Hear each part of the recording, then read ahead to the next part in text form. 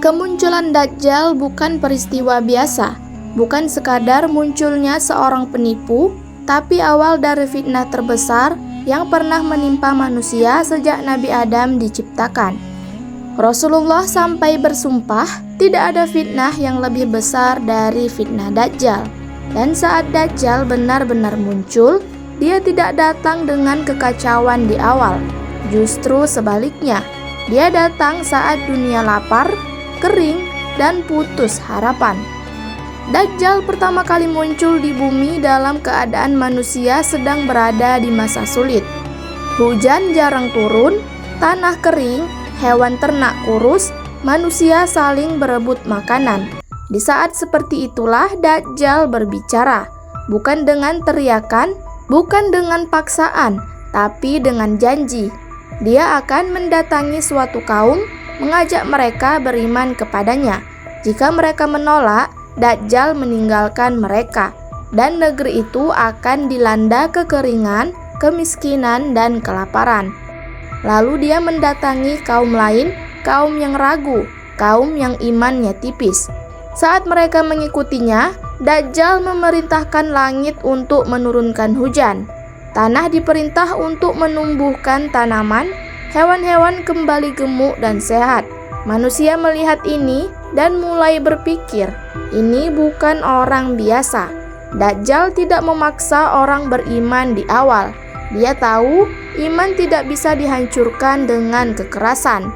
Iman dihancurkan dengan kenyamanan, sedikit demi sedikit.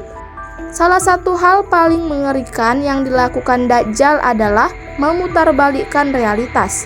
Dia membawa sesuatu yang tampak seperti surga dan neraka, tapi Rasulullah bersabda, surga yang dibawanya adalah neraka, dan neraka yang dibawanya adalah surga.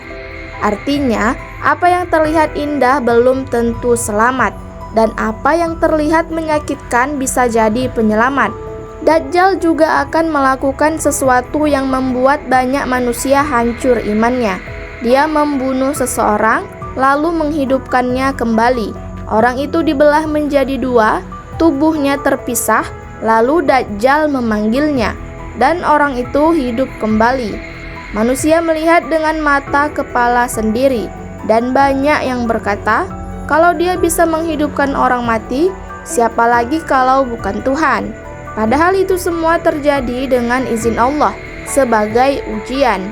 Yang lebih menakutkan, Dajjal tidak hanya menyerang orang awam, dia menyerang orang berilmu, orang yang merasa aman dengan ilmunya, orang yang merasa tidak mungkin tersesat. Karena fitnah Dajjal bukan soal tidak tahu, tapi soal lupa kepada Allah. Dajjal berjalan cepat seperti hujan yang ditiup angin. Dia menjelajahi seluruh bumi. Tidak ada satu negeri pun yang luput, kecuali Makkah dan Madinah. Dua kota ini dijaga malaikat. Dajjal tidak bisa masuk. Saat Dajjal mendekati Madinah, kota itu akan berguncang, dan orang-orang munafik akan keluar darinya menuju Dajjal. Itu hari pemisahan. Yang benar-benar beriman bertahan, yang ragu akan pergi. Selama Dajjal berkuasa, dia akan menetapkan aturan, mengatur makanan, mengatur keamanan, mengatur kehidupan manusia. Siapa yang mengikutinya hidup nyaman, siapa yang menolak hidup menderita. Dan disinilah iman diuji. Rasulullah mengajarkan satu doa khusus yang harus dibaca dalam sholat. Ya Allah, aku berlindung kepadamu dari azab jahanam, dari azab kubur, dari fitnah kehidupan dan kematian, dan dari keburukan fitnah Al-Masih Dajjal. Ini bukan doa biasa, ini peringatan. Akhir dari Dajjal bukan oleh manusia, bukan oleh pasukan, bukan oleh teknologi. Allah menurunkan Nabi Isa alaihissalam. Saat Isa turun, Dajjal mulai melemah, dan akhirnya Dajjal dibunuh oleh Nabi Isa di gerbang Lut. Fitnah terbesar berakhir, tapi dunia sudah terluka.